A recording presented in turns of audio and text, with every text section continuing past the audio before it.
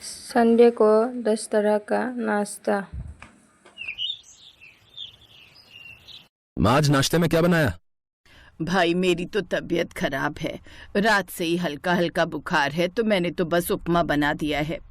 अबे नव्या की बच्ची, जब तुझे पता है कि माँ की तबीयत खराब है तो तू नाश्ता बनाने में उनकी मदद नहीं कर सकती थी?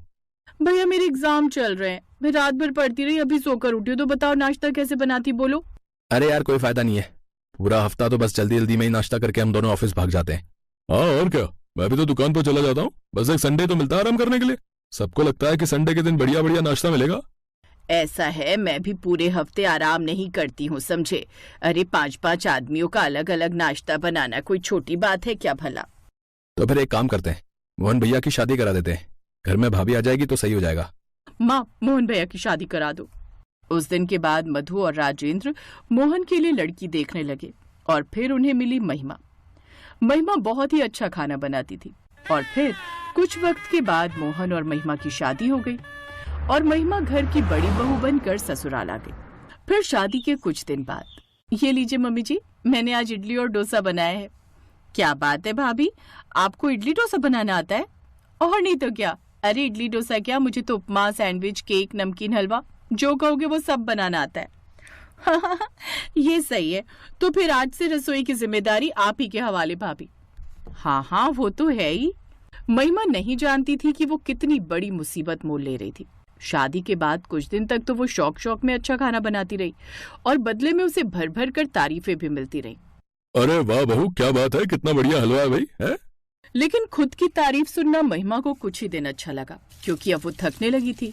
ससुराल वालों की रोज रोज की फरमाइशें और बेचारी महिमा बस सारा दिन रसोई में ही लगी रहती। फिर एक दिन, भाभी कल संडे है, सबकी छुट्टी है, तो बताओ कल नाश्ते में क्या बनाओगी? सोच रही हूँ सबके लिए उपमा बना देती हूँ। हैं भाभी, उपमा भी कोई खाने की चीज है? आप तो कुछ अच्छा सा बनाओ ना। वैसे आपको दही भल्ला बनाना आता है क्या? हाँ आता तो है। हाँ तो दही भल्ले बनाओ। अब जब बन ही रहा है तो सुबह समोसे और बना लेना। ससुराल वालों की बात सुनकर महिमा ने झूठी मुस्कान दिखाई। असल में वो अंदर से बहुत ही घबराई हुई थी। उसका भी मन था कि वो संडे को आराम से सोकर उठे और कुछ हल्का बनाए, लेकिन जिस तरह से फरमाइशें आई थी उन्हें टाइम पर पूरा करने के लिए वो बेचारी सुबह 4 बजे उठ गई और उठते ही खाने की तैयारी में लग गई। 3-4 घंटे के बाद उसने 10 तरह के पकवान बनाकर सबके लिए रख दिए। वाह भाभी, एकदम राजा टाइप का फील आ रहा है। हाँ महिमा, पकवानों से तो पूरी टेबल ही भर गई भाई, मजा आ गया। कोई खीर मांग रहा था, कोई दही भल्ले, तो कोई फ्रूट केक मांग रहा था। महिमा आधी नींद में सबको खाना परोसती रही। फिर आखिर में, यार कितने दिन बाद मजा आया ना। कैसा हो अगर हर संडे ऐसे बढ़िया बढ़िया नाश्ता मिले? सही है, फिर तो मजा ही आ जाए। अपने सास ससुर के सामने तो महिमा चुप रही, लेकिन उसका मन कर रहा था कि अगर उसे दैविक कहीं अकेले में मिल जाए तो उसकी चटनी ही बना दे। उस दिन के बाद से जब भी संडे आता, बेचारी महिमा को 10 तरह का नाश्ता बनाना पड़ता। फिर एक शनिवार की रात को, अरे महिमा, क्या हुआ? ये सिर पर पट्टी क्यों रखकर लेटी हो? मुझे बुखार है, बदन टूट रहा है। अच्छा, कोई बात नहीं, मैं तुम्हें अभी दवाई देता हूँ। तुम दवाई खाओ और आराम से सो जाओ। कल संडे है ना, तो जल्दी उठकर नाश्ता भी बनाना होगा तुम्हें। और रुको, मैं तुम्हारा बुखार नाप लेता हूँ। लेकिन थर्मामीटर में तो बुखार आया ही नहीं। और ये देखकर, देखा, दवाई ने कितना तेज असर किया। अब तुम्हें बिल्कुल बुखार नहीं है। चलो मैं सोने जा रहा हूँ। Okay, good night. महिमा की नौटंकी किसी काम नहीं आई और फिर अगले दिन सुबह उसे फिर 10 तरह का नाश्ता बनाना पड़ा। सबने महिमा की तारीफ की, लेकिन महिमा अब इस सब से चिढ़ने लगी थी। अगले हफ्ते शुक्रवार के दिन, इस बार मैं नाश्ता नहीं बनाऊंगी। एक काम करती हूँ, मैं मायके चली जाती हूँ, कह देती हूँ कि मुझे मायके की बहुत याद आ रही है। जैसे ही मोहन काम से वापस आया तो महिमा उदास होकर उसके सामने आई। उसे ऐसे देखकर, क्या हुआ महिमा, इतनी उदास क्यों? नहीं, वो तो बस ऐसे ही। नहीं, मुझे बताओ क्या बात है। वो बस माँ की बहुत याद आ रही थी। हाँ, तुम काफी वक्त से उनसे मिली भी तो नहीं हो। हाँ, इसीलिए तो उनसे मिलने का बहुत मन कर रहा है। चलो कोई बात नहीं, मैं कुछ करता हूँ। अगले दिन मोहन महिमा के मायके गया और उसके माँ बाप को अपने साथ अपने घर ले आया। महिमा देखो कौन आया है। लो, अब तो तुम्हारी मम्मी और पापा भी आ गए। आज रात यहीं रुकेंगे, कल सुबह सबके साथ इन्हें बढ़िया बढ़िया नाश्ता कराना। अब तो खुश हो ना तुम?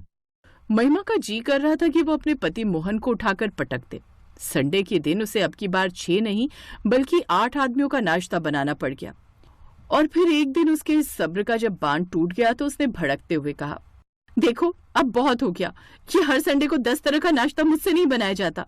तो कोई बात नहीं, भड़कती क्यों हो, हम कुछ करते हैं। मोहन ने इस बारे में अपने माता पिता से बात की और फिर कुछ दिन बाद देविक की शादी करा दी गई और देविका देवरानी बनकर घर में आ गई। शुरू में तो देविका का बड़ा ख्याल रखा गया, लेकिन बाद में उसकी भी हालत महिमा जैसी ही हो गई। यार भाभी, ये संडे को इतना रात नाश्ता करने की आदत कहाँ से पड़ गई इन लोगों को? इसकी गुनहगार मैं ही हूँ देविका। अच्छी बहू बनने के चक्कर में हर किसी की फरमाइशें पूरी करती रही और अब वो परंपरा बन गई है इस घर की। समझ नहीं आ रहा अब क्या ही करूं। देविका और महिमा अपने ससुराल वालों की आदत से परेशान थी। तब तक फिर शनिवार आ गया। अगली सुबह संडे को देविक और मोहन का बॉस अमर उनके घर आ गया। अरे अमर सर, आइए ना। आइए सर, बैठिए, मैं नाश्ते का पता करके आता हूँ। अगले पल बेचारी महिमा और देविका उतरे हुए मुंह के साथ एक के बाद एक थाली लाती गई और देखते ही देखते नाश्ते से पूरी मेज भर गई। इतना सारा नाश्ता देखकर अमर हैरान था। उसने नाश्ता करना शुरू किया और फिर वाह भाई, क्या बात है, मजा ही आ गया। आपने मेरे लिए इतना कुछ बनाया? नहीं सर, इतना तो हमारे यहाँ हर संडे बनता ही है। अच्छा, तो कोई कुक लगवाया है क्या? नहीं सर, कुक की क्या जरूरत है, मेरी पत्नी और देविक की पत्नी है ना, वही बना लेती है मिलजुल कर। ये तो अच्छी बात है।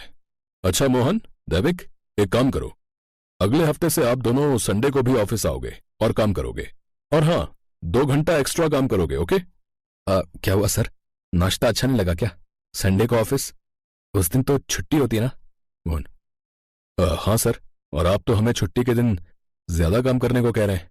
अच्छा, तुम दोनों की संडे के दिन छुट्टी और ये तुम दोनों की पत्नियां, ये क्या मशीन है? संडे को इनकी छुट्टी तो नहीं होती, उल्टा तुम सब लोग मिलकर इनसे डबल मेहनत करवाते हो। ये तुम्हें अपना परिवार समझती हैं और तुम क्या इन्हें मजदूर समझते हो? अमर की आवाज में गुस्सा था। उसकी बात सुनकर सबने मुंह नीचे कर लिया। किसी के पास इस बात का कोई जवाब नहीं था। उधर महिमा और देविका की आंखों में भी आंसू थे। किसी ने तो उनका दर्द समझा था।